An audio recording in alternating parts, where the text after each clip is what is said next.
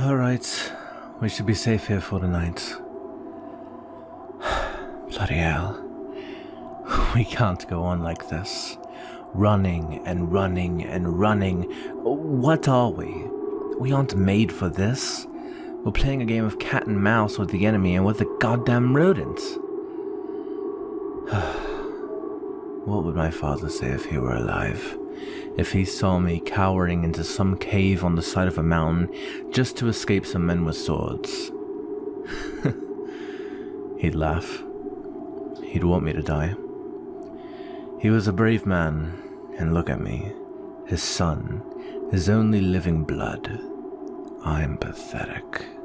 Not a shred of the man he was. He was honorable, brave, and generous. My father was a true king, and I, his disappointing thief of a son. And still, for God knows what reason, he still loved me. When I was a teenager, I decided I did not want the responsibility of being king, something many people would kill for. I said, no, that's not me. I don't want that. I want to be free and able to do as I please. So I threw it all away.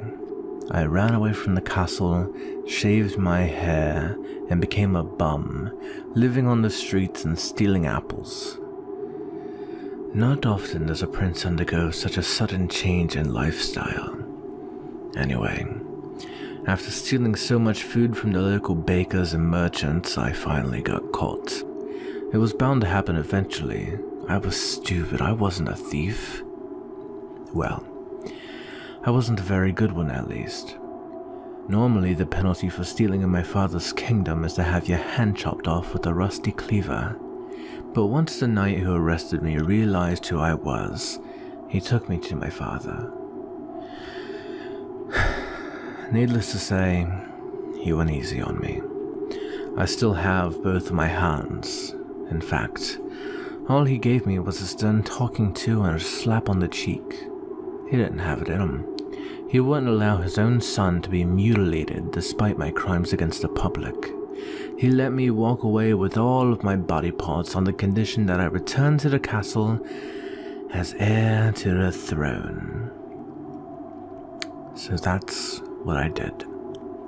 Only I didn't fully accept it. I mean, sure, I was living in the castle again and peasants and shoe shiners referred to me as their lord, but I was no more disciplined or well-mannered as that silly boy stealing apples.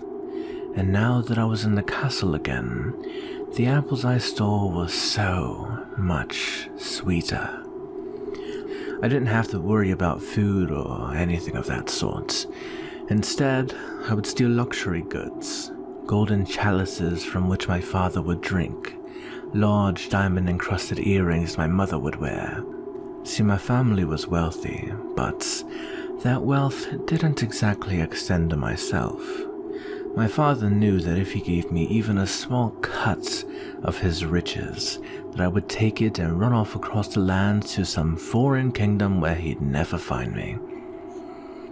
As I mentioned before, though, I wasn't a good thief as a child.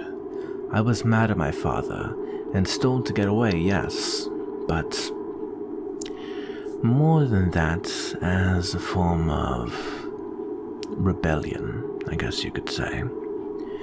I'm not saying that I wanted to get caught, but I wasn't exactly hiding what I did particularly well.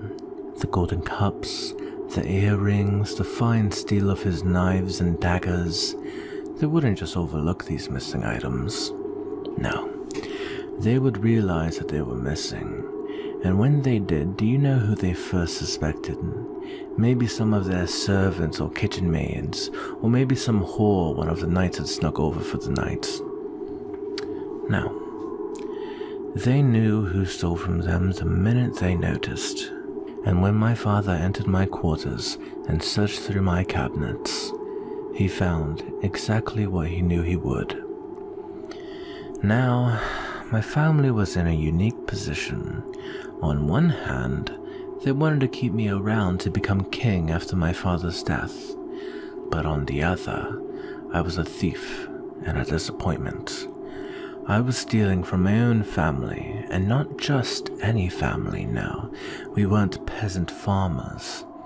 I was willing to steal from my royal family.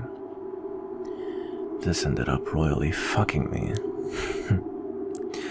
I was banished from the kingdom, never to show my face again. I suppose that's what I wanted. It was quite the decent punishment as well. I committed crime against my own family, my father, and my king. Anything less than death or dismemberment would have been considered a blessing. But here I am, just as ungrateful and stuck up as the day I left. At least I have you, though. See, as prince, I was supposed to marry one of the princesses of the Eastern Kingdom. The West and the East don't normally get along, so I was supposed to sort of be a bridge, if you will. I, the Prince of the West, would marry a princess of the East, and then the two kingdoms would be one and the same, and we'd all be happy and peaceful and no more war, and the thought of it makes me gag. The princesses in the East were beautiful, especially this one. Her name was Lady Lily, the eldest of King Angler's daughters. But as beautiful as she may have been, I don't know. She was an Eastern Kingdom girl. I knew they had a reputation, but when I actually traveled to the East with my father, oh heavens, it was worse than I had imagined. The people in the West where I grew up were rich, stuck up, snobby and entitled, and while that was annoying, it was nothing compared to the East's foolish, old-timey ways and superstitions. It was as if I had gone back in time 50 years, and my father wanted me to marry someone from there, maybe even move to the East. Can you imagine someone like me being with an Eastern princess, settling down and going to however many religious ceremonies they have a week? I'd rather live a life in poverty as a thief. I suppose I shouldn't complain. Can't really. If I wanted to, I could be a fat and wealthy prince with a family right now, but I was too much of a child to accept my blessings. Well, I suppose we should get some rest. It's going to be a cold night, so stay close to me. We can't afford to start a fire and risk being seen.